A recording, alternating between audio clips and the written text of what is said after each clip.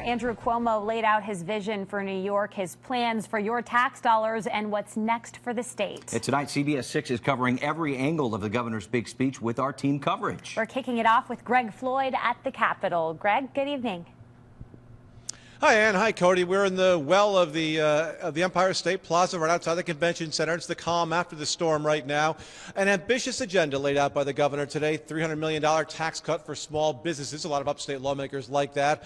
A $15 minimum wage. We heard about that already. $20 billion for upstate economic revitalization. We'll crunch all the numbers in just a minute, but let me tell you this. I've covered a lot of state addresses over the years. Never saw this happen before. Today, the governor was heckled during his speech right near the beginning, and not by just an ordinary citizen, but actually by a member of the New York State Assembly. Assemblymember Charles Barron started lashing out at the governor as the governor spoke. Take a listen.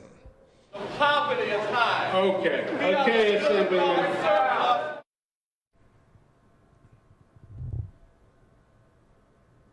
So you can see the governor handled it fairly well. He went on. The Assemblymember Charles Barron, who's a former Black Panther, kept going on. He was eventually led out of the room by the number 2 man in the Assembly, Joe Morelle, and the speech went on, and Cuomo got quite a bit of applause right after that because he got through that heckling. Economic numbers, a big part of this speech. A lot of people wonder how we're going to pay for them all, but there were a lot of big numbers and a lot of big projects mentioned today. Our Kimberly Howard is standing by live. She's got the nuts and bolts of what the governor talked about when it came to numbers today. Kimberly? Yeah, that's right, Greg. The economy was the very first thing that Governor Cuomo addressed. And while he did take some time to brag about the improvements he says the state has made, he also made it clear that New York has a long way to go. We have a government that is built to lead. In his 2016 State of the State address, Governor Cuomo focused a great deal on the economy. He touted that the unemployment rate in New York has fallen to less than 5% and that there are more private sector jobs than ever. To continue that growth, he's proposing a $300 million tax cut for small businesses. That's a tax reduction for 1 million small companies and another clear signal that New York is open for business. Cuomo says another key part of growing the economy is investing in infrastructure. He plans to dump billions into revamping transportation hubs in New York City and on Long Island, but he's also promising relief on the Thruway. We can also cut tolls by half for all frequent users and, listen to this, eliminate all tolls for our agriculture sector, which has been struggling for many, many years.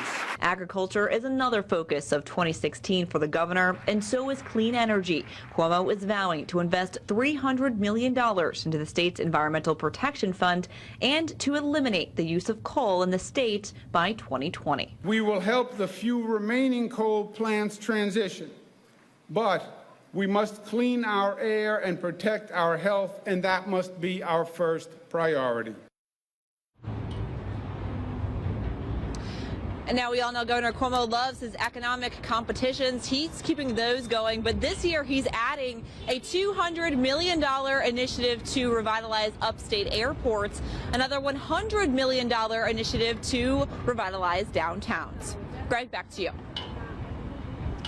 All right, Kimberly, thank you very much. You know, the governor rolled out a lot of this speech in the couple of weeks ahead of time. One thing we didn't hear about ahead of time, though, was education. No mention of Common Core today, but we did hear about numbers. The governor wants to up education funding by $2.1 billion over the next 2 years, bring it up to $25 billion. A lot of education advocates say that's not enough, but they're glad they're getting something. Jennifer Lukey standing by with more on the education aspect of today's speech. Jen?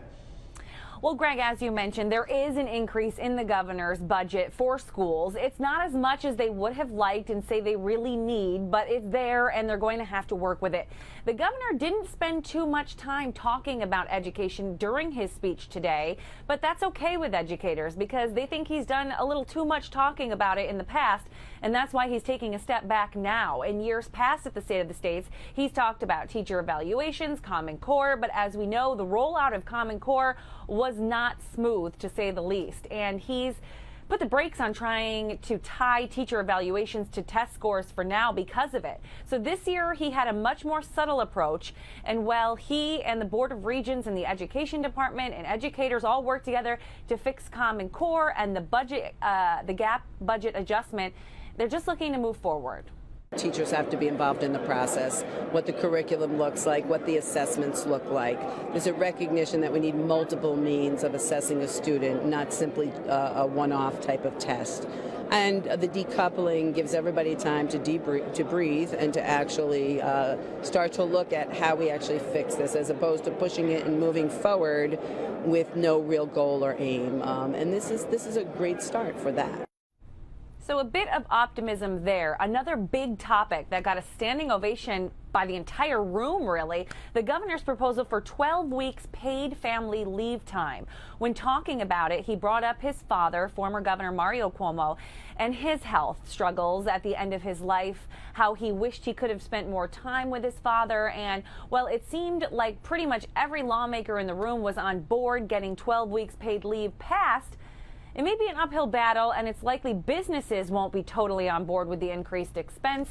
I talked to some analysts about that, Greg, and they said they'd be lucky to see any movement on that this legislative session. All right, thank you very much, Jennifer. You mentioned uphill battles. It's going to be an uphill battle now the budget process begins. We've heard the plan, now the numbers, the devil in the details now. A lot of big numbers today, $100 billion statewide for infrastructure improvements, $20 billion of that upstate. The question is, how do you pay for it? As I talked to lawmakers after the speech, that was the question I asked, that was the question they had on their minds. How do you pay for all this? Here you go. A lot of big numbers talked about today. Where's the money going to come from? That was my question. I lost track of keeping track of all the billions with a B, not M. And I think that's really a concern. I have a lot of questions about how we're paying for all this. And so the devil's going to be in the details. But I think he set an ambitious agenda for upstate, and I think that's a really powerful thing. Where is that money going to come from? Well, that's the same question I have, and I think that's the same question everybody listening had.